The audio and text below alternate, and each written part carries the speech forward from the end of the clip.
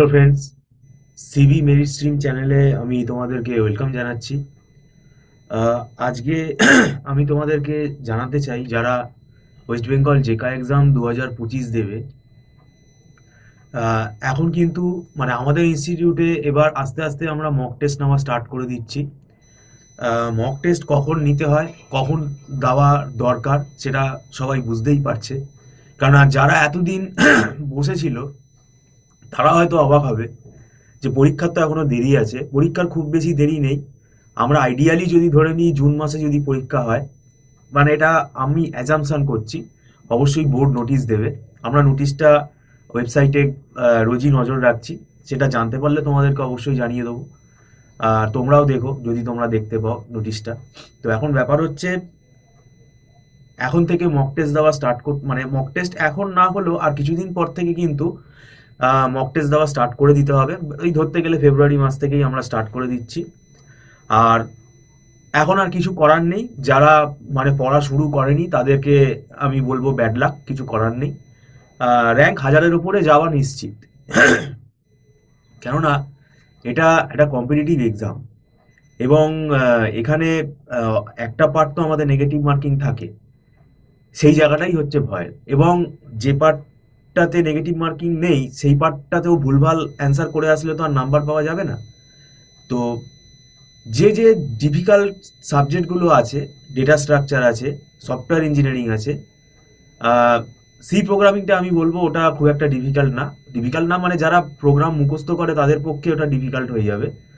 আর networking, এই সাবজেক্টগুলো আর Unix, এই সাবজেক্টগুলোতে কিন্তু আমাদের নেগেটিভ মার্কিং হওয়ার চান্স বেশি থাকে, কারণ এগুলো লোকে ওপর ওপর পড়ে যায়।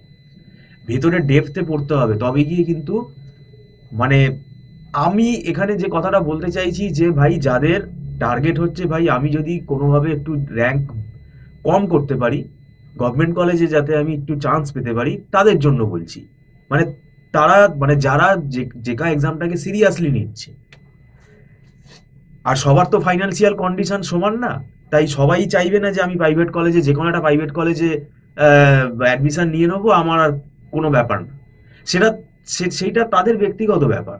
কিন্তু যারা চাইছে যে না আমি একটা গভর্নমেন্ট কলেজ থেকে করতে চাইছি, গভর্নমেন্ট ইউনিভার্সিটি থেকে করতে চাইছি, তাহলে তারা অলরেডি তারা আমাদের কাছে না পড়লেও এরকম স্টুডেন্ট বহু আছে, তারা কিন্তু অলরেডি অনেকটা সিলেবাস তারা নিজেরা পড়ে ফেলেছে। অনেকে আছে এখন তারা নতুন করে পড়া শুরু করবে, অনেকে অবাক হয়ে যাবে যে বাবা এখনো তো অনেক দেরি আছে। তো এই জিনিসগুলোই কি হয়, র্যাঙ্কগুলোকে অনেক পিছন দিকে নিয়ে চলে যায়।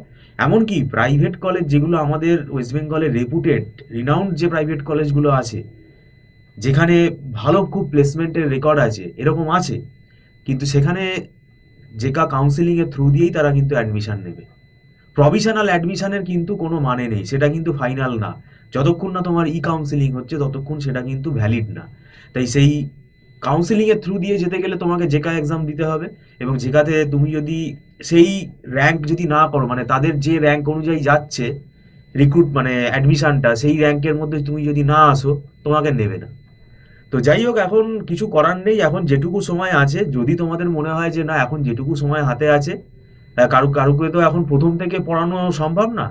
এখন যদি মনে করো যে না আমাদের একটা টিউশন গাইডেন্স হলে ভালো হয়, আর কিছু টেস্ট আপনারা যে যখন নেবেন সেই টেস্টগুলো আমরা দেখবো, চেষ্টা করে দেখবো, যদি পারি তো ভালো। তো তারা যোগাযোগ করতে পারো। আর একান্তই যারা ভাবছো যে না এই 3-4 মাসে প্রিপারেশন আমার আর কি হবে, তাহলে আমি বলবো তোমরা তাহলে, সেটা যদিও তোমাদের ব্যক্তিগত ডিসিশন, তোমরা পরের বছরের জন্য ট্রাই করো, 2026-এর জন্য ট্রাই করো।